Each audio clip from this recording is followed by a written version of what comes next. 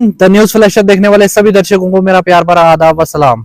इस वक्त हम जुड़ चुके हैं डीडीसी मड़वा के, उनसे बातचीत करें मड़वा और वार्ड 1 में क्या क्या इश्यूज हैं, उन सब जो रिलेटेड इश्यूज हैं, सभी जो आप सुनते हैं सोशल मीडिया पे आए दिन, उन सभी इश्यूज की हम बात आज इनसे करते हैं। सर पहले तो आपका स्वागत है। Thank you so much. Sir आपसे जानना चाहेंगे कि क्या क्या जो अभी भी कनेक्टिविटी ये वो डीडीसी आप वहाँ के हैं, तो इस टाइम पे कौन कौन सी समस्याएं वहाँ पे लोगों को? नेशनल कॉन्फ्रेंस की वजह से तो बहुत सारी समस्याएं थी और अल्लाह का फजल है कि आज हम जिद्दोजहद कर रहे हैं अपने लोगों के मसाइल जो हैं हल हो जाए, वो खत्म हो और मसले मसाइल पिछले 30-40 साल से पड़े रहे।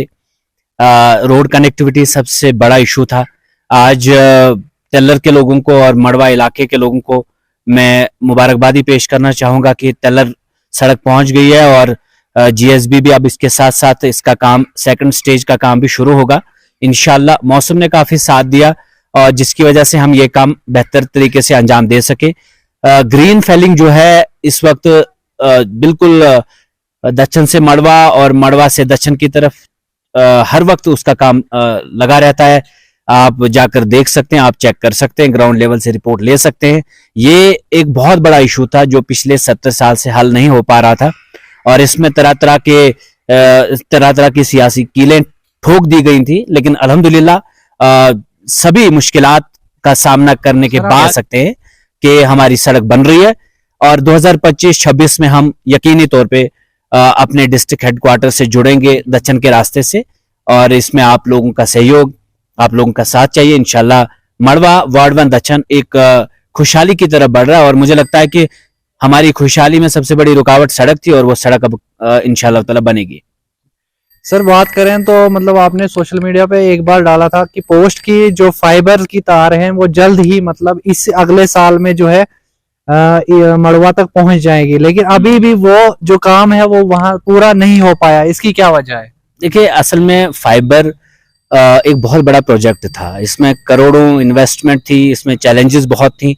सबसे बड़ी बात यह है कि हमारे एरिया में टेलीकम्युनिकेशन नहीं था, नेटवर्क जीरो के बराबर था और डीडीसी इलेक्शन के बाद हमने जद्दोजहद की इसके पीछे और हम हुकूमतों के आला हुकाम तक पहुंचे। हमने अपनी आवाज बिल्कुल दमखम से पहुंचाई, हमने जद्दोजहद की, हमने पसीना बहाया, हमने सर्दी गर्मी बर्दाश्त की और हमने घर छोड़ा।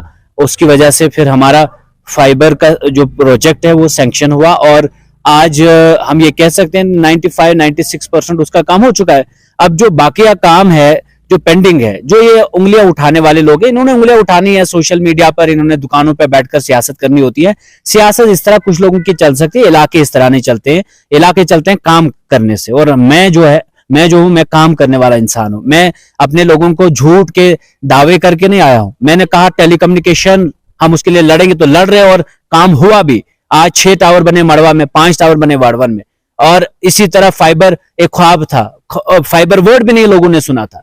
हमने इस चीज को इंट्रोड्यूस किया, हमने फाइबर की टीम के साथ मुलाकातें की, हमने उनको मड़वा लाया।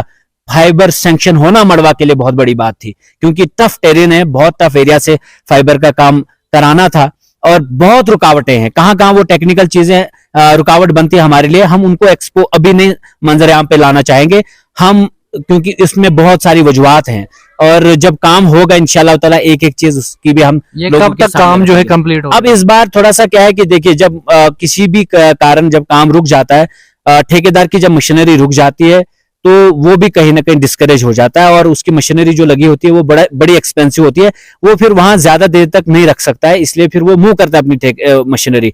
अब लगभग आप यूं मान लीजिए कि वो सारी रुकावटें जो थी समाप्त हो गई। इसके लिए चोरी छुपे जहां जहां पहुंचना पड़ा हम गए और रुकावटें सारी अब खत्म हो चुकी हैं। लेकिन खैर इस वक्त अब काम शुरू तो नहीं, रिज्यूम तो नहीं किया जा सकता है, बट आप इतना मान लीजिए जून जुलाई तक हमारा नेटवर्क 100% रिज्यूम होगा, 100% वहां फाइबर कनेक्ट हो जाएगा और जो 5G डायरेक्ट हमारे यहाँ लॉन्च होगा इंशाल्लाह।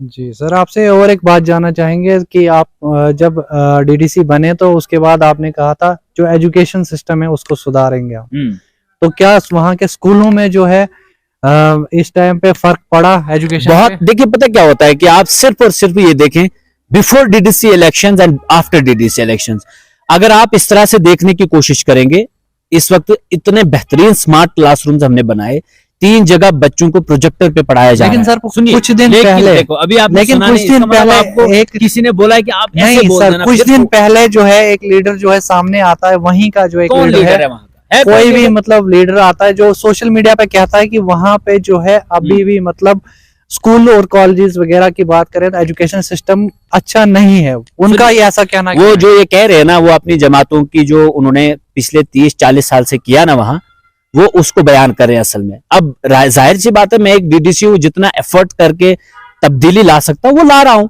बैठा नहीं हूं। वो जो कह रहे हैं ना, तो इसका मतलब वो ये इनकार कर रहे हैं अपनी उस बात से कि हमारी हुकूमत में कुछ नहीं हुआ वहां पर। अब जो 3 साल हो गए मुझे, अगर शेख जफर ने कोई काम नहीं किया उसको भी दिखाया, अगर शेख जफर ने कोई काम किया वो भी दिखाएं सबको कि भाई ये कैसे कर रहा है ये काम। डिजिटल एक्सरे मशीन हमें आर्मी ने दी थी, किसी नेता ने नहीं दी थी वो, लेकिन पुरानी मशीन हो गई, अब 15-20 साल से चली आ रही है। हम शुक्रगुजार हैं आर्मी के, न वोट लिया बेचारों ने कभी, पता नहीं कहां कहां के आर्मी के लोग वहां आते हैं, कोई असम से होता है, कोई छत्तीसगढ़ से होता है, कोई मध्य प्रदेश का होता है वहां से कोई कैप्टन साहब आए, सद्भावना के तहत उन्होंने एक्सरे मशीन आज से 15 साल पहले दी, और वो एक्सरे मशीन 15 साल तक चली। अब वो डिजिटल नहीं थी, अब नई मशीनरी चाहिए हॉस्पिटल में, टेक्नोलॉजी अब चेंज हुई है, तो मैंने डिजिटल एक्सरे मशीन दी। ये कॉन्सेप्ट किसके पास आता है? पढ़े लिखे इंसानों के पास आता है। मैंने अपने जहन में बिठाया कि मैं दे दूंगा, और मैंने दी। कोई और दिया? ये तो प्रोटेक्शन बंड वगैरह वो जो गांव में नदी नालियां बनाने वाले हैं, मैं अपने इलाके को स्कूलों में डेस्क देने वाला हूं, बेहतरीन क्लासरूम प्रोजेक्टर देने वाला हूं। आप आकर उन स्कूलों में, जिन स्कूलों को मैंने रेनोवेट कराया, उन स्कूलों के बच्चों से पूछे किसने डेस्क पर बिठाया, किसने ये सब अच्छे अच्छे क्लासरूम दिए तुम्हें, बोलेंगे कोई नहीं था सिवाय शेख जफर के। तो काम करूं मैं, फिर क्रेडिट आने, ये तो कई बोलते हैं आप क्रेडिट लेने के चक्कर में क्यों होते? मैंने कहा क्यों नहीं बैठूंगा मैं, काम मैं करूं, दिन रात मैं गवाऊं, हर जगह मैं पहुंचूं, और आप बोलते हैं कि मैं मतलब ये ना कहूं कि ये काम मैंने किया। फॉरेस्ट क्लियरेंस आपने किया, फिर किसी को मालूम नहीं था। खुदा की कसम खा के तो नेशनल कॉन्फ्रेंस नहीं चाहती थी, पूजा जी नहीं चाहती थी, सजा साहब नहीं चाहते थे आज भी ये फॉरेस्ट क्लियरेंस हो, ताकि ये बीजेपी के साथ बीजेपी को अपने हिसाब से लताड़ते कि देखो अगर हमने सड़क नहीं दी तो तुमने भी नहीं दी। लेकिन मैंने जद्दोजहद की, मैंने कहा इन दो की लड़ाई अपनी जगह, इन्होंने लड़ाई करनी है, बस मसले हल नहीं होने इनसे, काम वाले मसले हल करते। नहीं तो हमने मिनिस्टर भी बनाए थे, हमारा तो होम मिनिस्टर भी था, पीडीडी मिनिस्टर भी था, आरएंडबी मिनिस्टर भी था, फॉरेस्ट मिनिस्टर भी था, तब भी सड़क नहीं बनी। काम वाले जब होंगे ना तब काम होते हैं, जब काम वाले नहीं होते ना, फिर आप चीफ मिनिस्टर भी बन जाए ना, कुछ नहीं होता है।